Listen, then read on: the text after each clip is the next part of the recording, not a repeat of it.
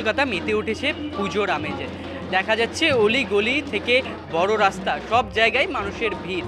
আমরা ইতিমধ্যেই রয়েছে উত্তর কলকাতা এবং শিকদার বাগানে। তাদের এই বছরের ভাবনায় রয়েছে সংকেত।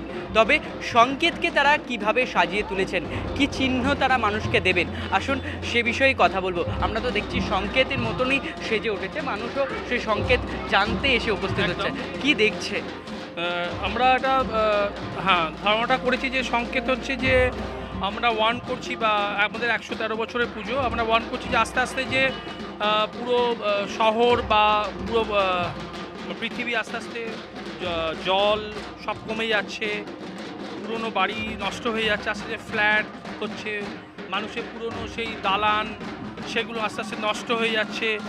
আর গাছ প্রকৃতির সাথে আমরা অনেক যুদ্ধ, মানে প্রকৃতির ওপর অনেক মানে অত্যাচার করেছি, তার ফলে যে জায়গাগুলো নষ্ট করে ফেলছি, প্রকৃতির সবুজ জায়গা, সেগুলো আসলে নষ্ট হওয়ার দরুন আমাদের কি হতে পারে সেটা ভেতরেও মানুষ দাস আমাদের শিল্পী এবং ভেতরের কবিও অনেক কিছু লিখেছেন। সেই কবিদের অনেক বহু বছর আগে যেগুলো লিখে গেছেন এখনও সেগুলো রেজাল্ট বা প্রমাণ আমরা এখনই পাচ্ছি।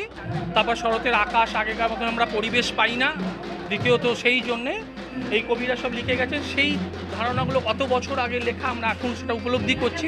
আমরা আস্তে আস্তে সমাজটাকে আর প্রত্যেক মানুষকেই এটা দেওয়ার চেষ্টা করছি এবং প্রত্যেকে যেন এসে এটা দেখে এবং বোঝার চেষ্টা করে আর পরিবেশটাকে বাঁচিয়ে রাখার চেষ্টা করে।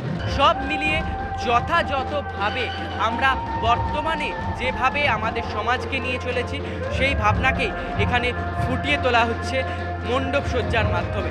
আমরা সেই ছবিটাই দেখতে পেলাম শিকদার বাগানে, যেখানে তাদের ভাবনায় রয়েছে সংকেত।